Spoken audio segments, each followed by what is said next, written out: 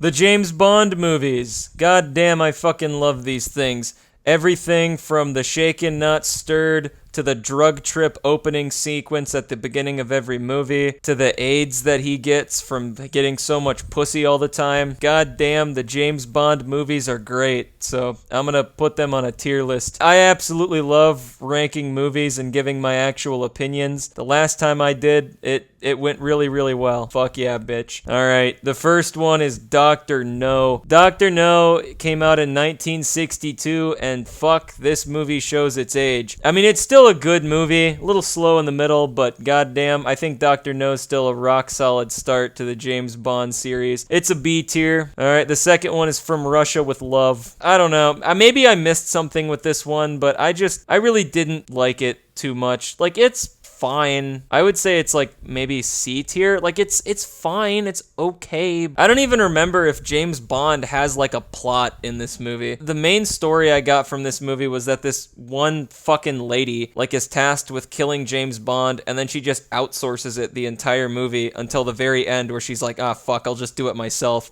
And then she dies in like 30 seconds. Sorry, I just spoiled literally the entire movie for you. Whatever.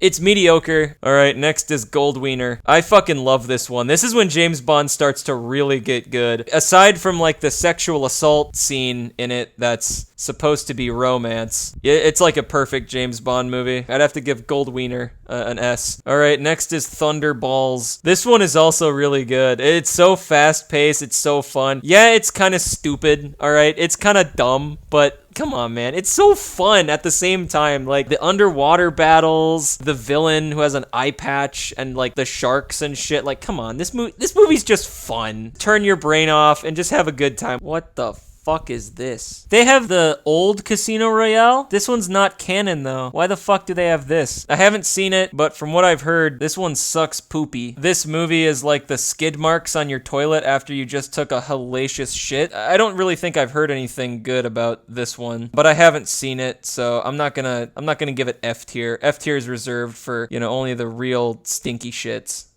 So I guess I'll give Casino Royale a D. Alright, next is You Only Live Twice. I would say this one is without a doubt Sean Connery's weakest James Bond movie. The entire movie is literally just Sean Connery trying to be Asian, and it doesn't work. Like, he's a 6'4" Scottish man. It's so bad. It's so fucking bad. The ending, when we finally get to see Blofeld, is pretty cool. He literally just looks like Dr. Evil. For me, the ending doesn't save this movie. It's still bad, and I still really don't like it, so I'd have to give it a D. Alright, next is On Her Majesty's Secret Service. For this one, Sean Connery is not James Bond. Instead, it's George Lazenby. Or Lazenby. I don't know how to pronounce his last name. He's a bad James Bond, and it's really tough to try and look past that. In recent years, a lot of people have looked back at this one and they've said, oh, well, it's actually good if you ignore the fact that George Lazenby absolutely sucks dick as James Bond. And it's like, no, I'm not going to ignore that. I mean, I'll give this movie some props. It's not as dog shit as my dad made it seem out to be. The way he described this movie, like it was an absolute affront to God. And I will say it's not that bad. It's still just not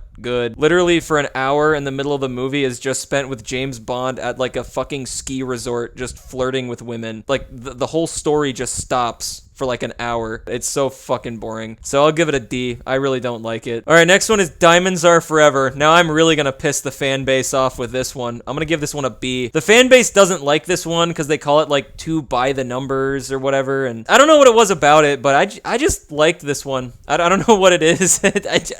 Sean Connery came back for this one because Lazenby was so fucking bad that the studio was like on their hands and knees ready to give Sean Connery the greatest head of his life for him to come back. What can I say? This movie is good, though. I think it's good anyways, so yeah. Alright, next is Live and Let Die. This is the start of Roger Moore's era. Now, I'm just gonna say this right off the bat before I rate any of these movies. Roger Moore is a very good James Bond actor, but holy fuck are his movies dog shit. I don't know what the filmmakers were doing. They were huffing their own farts or something like that, because oh my fucking god, most of Roger Moore's James Bond movies are fucking trash. Live and Let Die isn't, though. Live and Let Die is pretty good. I'll give that one a B tier. It's almost an A tier. Like, I don't know, the ending of the movie, like, it's built up so well, and then the ending is, like, just James Bond the villain and like one henchman. I don't know, if the ending was a little bit larger in scale, it probably would have ended in an A tier. You know, it just kind of ends a little bit of a wet fart. Except for the villain's death. The villain's death is not a wet fart. The villain's death is a massive diarrhea explosion, and it's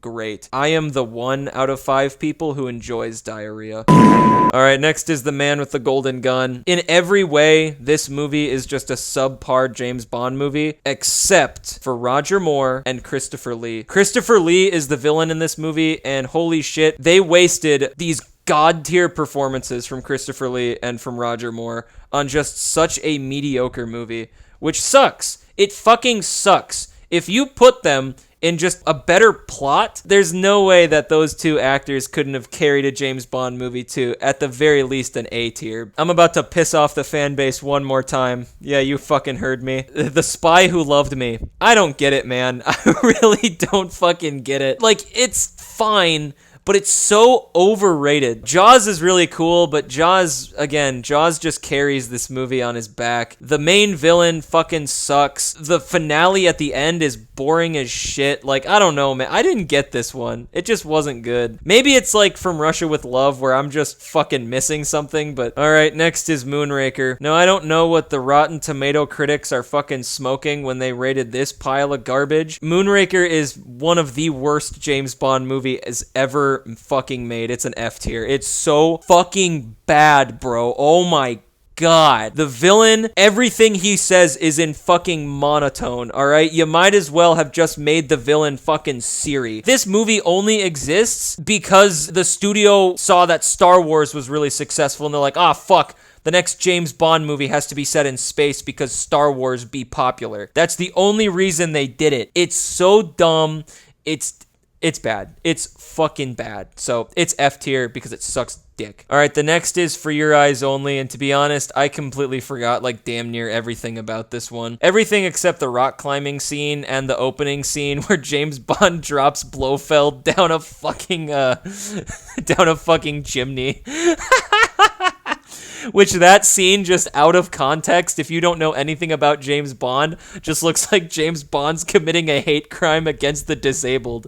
It's fucking great. Yeah, other than that, I don't fucking remember anything about it, so if I can't remember anything, it's probably not great. I'll give it a C tier. Alright, the next is Octopussy. And look, Octopussy has a great fucking name, but that's the best thing about it. It's horrible. It's absolute dog shit. They'd put James Bond in a goddamn clown outfit. That's how far the character sunk during just that period of time. Again, Roger Moore is not to blame for this. He's a great James Bond actor, but Jesus Christ, the filmmakers were smoking crack behind a Waffle House dumpster. Alright, well this one ain't canon either, but at least I've seen this one. Never Say Never Again. I thought this one was canon, so I really didn't know like why Sean Connery had just randomly appeared back as James Bond again. Like, it doesn't even feel like a James Bond movie. It doesn't have the James Bond theme. It doesn't have the James Bond, like, opening sequence. Fuck, I don't even know if he says Bond, James Bond, right? I don't fucking know. It's not a James Bond movie. I really can't even rate it. It's just, it's so fucking boring. I don't remember anything from it. I'll give it, like, a D, I guess, because at the end of the movie, I didn't, like, want to kill myself or anything, but it's just not good. Do you think James Bond likes bondage? Anyways, the next one is A View to a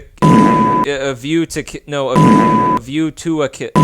Is it A View to a Kill or A View to Kill? It's mediocre. It's very similar to The Man with a Golden Gun. As a matter of fact, it's a fucking copy and paste. Just a very below average James Bond movie, literally being carried by Christopher Walken as the villain and a geriatric Roger Moore. He was damn near 60 in this movie. He was older than the parents of the actress who was supposed to be his love interest. At the very least, they could have given us like a MILF in this movie to at the very least make it a little more believable that, you know, James Bond is pulling realistic babes rather than babes that he would be their sugar daddy. I don't know though. It's a C tier. Very mediocre. Alright, next are the Timothy Dalton Bond movies. He was only in 2 of them, but goddamn were the 2 that he was in good. The first one is gonna be The Living Daylights. The Living Daylights is a really good movie. The filmmaking stepped up. Timothy Dalton's James Bond is a much darker version of James Bond, which I fucking love. Alright, so The Living Daylights, that gets a B tier. It's rock solid, like my cock. Alright, next is License to Kill. I'm gonna make a lot of James Bond fans happy. License to Kill is maybe the most underrated underrated James Bond movie. It's so good. It's the darkest James Bond movie ever made. It's got some of the most brutal, gruesome deaths in it. The director's cut of License to Kill is rated R, which is fucking crazy. How License to Kill is rated PG, I will never fucking understand.